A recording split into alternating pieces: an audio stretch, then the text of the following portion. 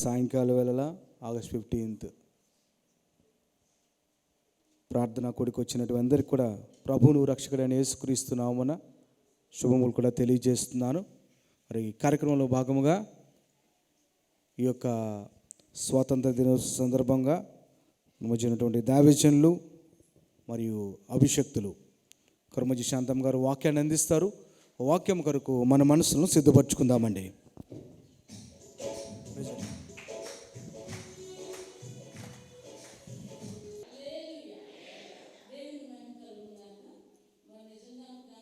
స్వతంత్రం తెచ్చారు ఏంటండి మామూలుగా, అంటే మనం చెప్పుకోవడానికి నిజంగా జరిగిన విషయం అది. అని మన జీవితాల్లో ఎవరిచ్చారు స్వతంత్రం? దేవుడిచ్చాడు. నిజంగా విడుదల ఎప్పుడైతే పాపాన్ని ఒప్పుకొని విడిచిపెట్టామో ఆ రోజు స్వతంత్రం అయ్యాం మనం. అందుకని దేవుడు ఏం చెప్తున్నాడంటే, మీరు దాసులు కాదు స్వతంత్రులు అని దేవుడు చెప్తున్న మాటలు అవి. చూసుకుందాం. గల్తీలకు రాసిన పత్రిక 4వ అధ్యాయం. అయినను దాసి వలన పుట్టినవాడు శరీర ప్రకారంగా పుట్టాను, స్వతంత్రాల వలన పుట్టినవాడు వాగ్దానమును బట్టి పుట్టాను. ఈ సంగతులు అలంకార రూపంగా చెప్పబడి ఉన్నవి. ఈ స్త్రీలు 2 నిబంధనలై ఉన్నారు. వాటిలో ఒకటి సీనాయి కొండ సంబంధమైన దాస్యములో ఉండుటకు పిల్లలను కనెను. ఇది హాగరు. ఈ హాగరు అనునది అరేబియా దేశంలో ఉన్న సీనాయి కొండయే.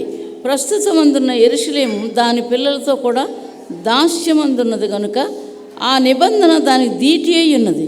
అయితే పైనున్న యెరూషలేము స్వతంత్రాలుగా ఉన్నది, అది మనకు తల్లి. ఇందుకు కనని గొడ్రాల సంతోషించుము, ప్రసవేదన పడందాన బిగ్గరగా కేకలు వేయం. ఏలయనగా పెనిమిటి గల దాని పిల్లల కంటే పెనిమిటి లేని దాని పిల్లలు ఎక్కువ మంది ఉన్నారు అని వ్రాయబడి ఉన్నది. సహోదరులారా, మనమును ఇస్సాకు వలె వాగ్దానం బట్టి పుట్టిన కుమారులమై ఉన్నాము. అప్పుడు శరీరం బట్టి పుట్టినవాడు ఆత్మను బట్టి పుట్టినవాడిని ఎలాగ హింస పెట్టినో ఇప్పుడును అలాగే జరుగుతున్నది. ఇందును గూర్చి లేఖనం ఏమి చెప్పుచున్నది? దాసిని దాని కుమారుని వెళ్ళగొట్టుము.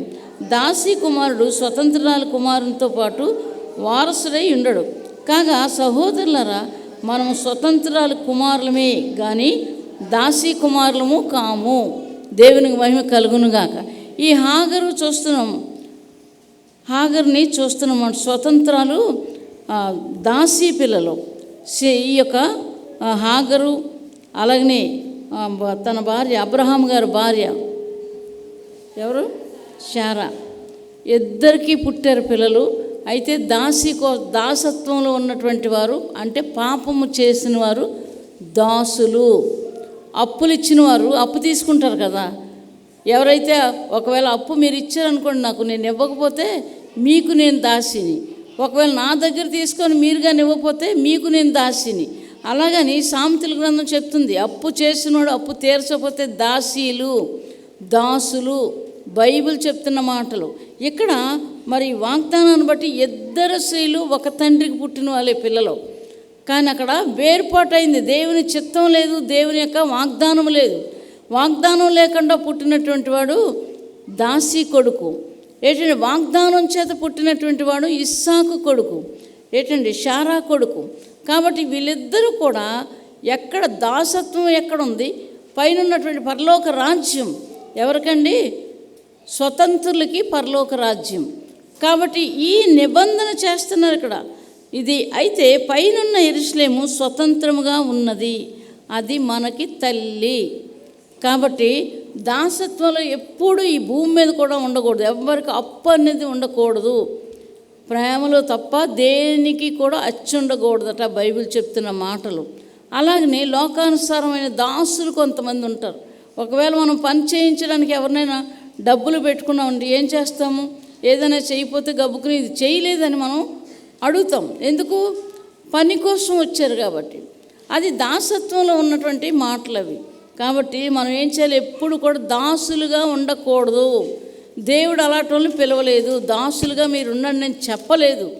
కాబట్టి మన మాటలు బైబిల్ ప్రకారంగా మనం జీవించడం నేర్చుకోవాలి. ఇదే అధ్యాయంలో 4వ అధ్యాయంలో ఒక మాట ఉంటుంది, మనము దత్తపుత్రులము కావాలని ధర్మశాస్త్రముకు లోబడిన వారిని విమోచించుటకే ధర్మశాస్త్రముకు లోబడిన వాడే ఆయన, మరియు మీరు కుమారులై ఉన్నందున నాయనా తండ్రి అని మొర్రపెట్టు తన కుమారుని ఆత్మ దేవుడు మన హృదయంలోనికి పంపెను. కాబట్టి నీవిక దాసుడు కావు, కుమారుడవే. కుమారుడవైతే దేవుని ద్వారా వారసుడవు. అది దేవుని ద్వారా మనం వారసులం అంటే కుమారులవి, దాసీపుత్రులం కాదు కానీ కుమారులు అని ఇక్కడ చెప్తున్న మాట మనం వింటున్నాం.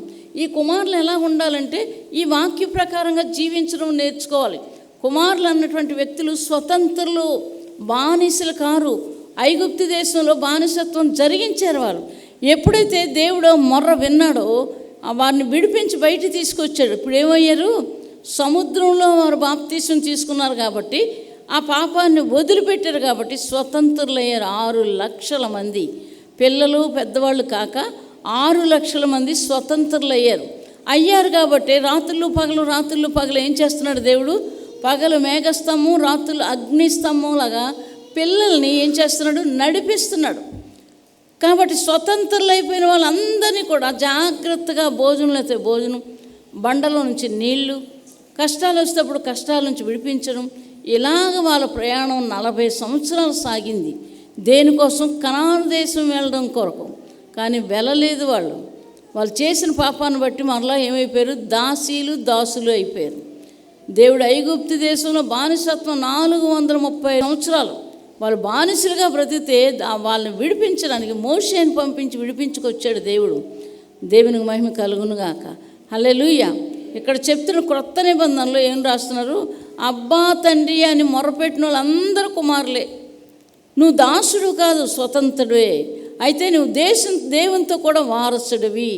అక్కడ చెప్పబడిన మాటలు దేవునికి మహిమ కలుగునుగాక.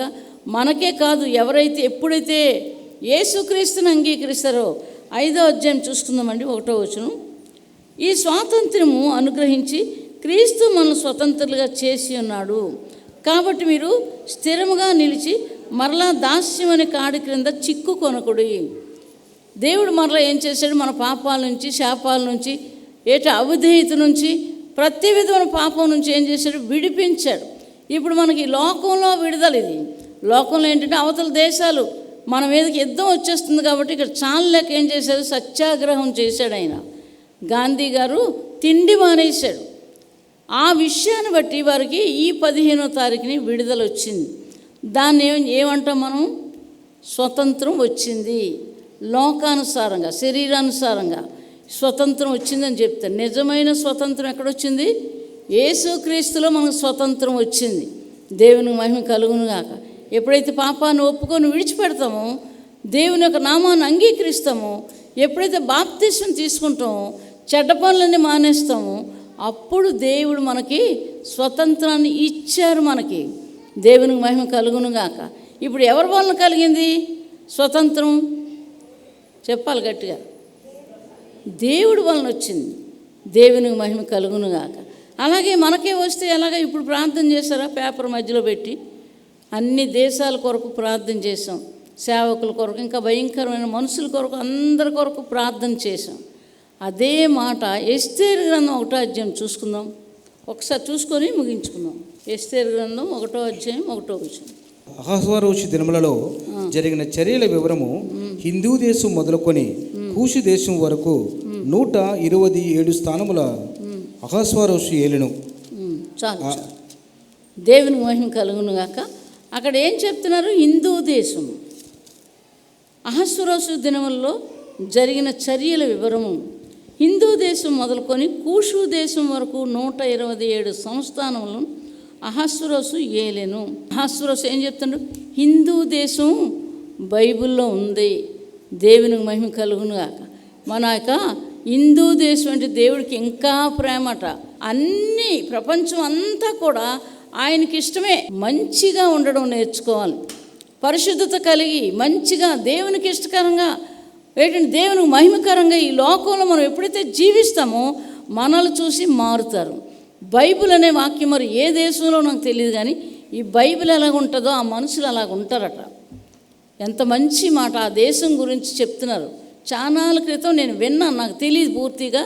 బైబిల్లో ఏ మాటలు ఉంటాయో వాళ్ళ జీవితాలు కూడా అలాగే ఉంటాయట. ఎంత భాగ్యం అది, ఎంత భాగ్యం అది.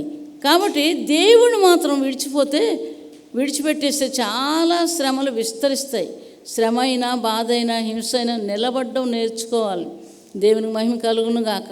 మరి ఇక్కడ చూస్తున్నాం, అహస్వరోసు తెలిసింది హిందూ దేశం గురించి. ఏంటండి ఏమన్నాడు మొదటి భార్య అని అక్కడికి రమ్మంది. నిజానికి చెప్పాలంటే తాగుబోతుల మధ్యలోకి ఎలా వస్తుంది? అది బుర్ర లేదు కాబట్టి ఆ మాట్లాడుతున్నారు వాళ్ళు. తాగుబోతులు విందు చేసుకుని ఏ మనుషుడు ఎలా ఉంటాడో తెలియదు కదా. అయితే అక్కడ ఆవిడ చాలా అందగత్తి. రాజు తాగేసి ఉన్నాడు, అప్పటికే తాగేసి ఉన్నాడు కాబట్టి రమ్మంటే రాలేదు కాబట్టి ఈవిని తీసుకెళ్ళి బహిష్కరించండి అని చెప్పారు. దేవునికి మహిమ కలుగును గాక. ఇది మంచి మాటే, కానీ నిజానికి ఏంటంటే యూదులందరూ రక్షించబడాలి. ఎస్తేరు రాణిగా రావాలి ఇక్కడికి.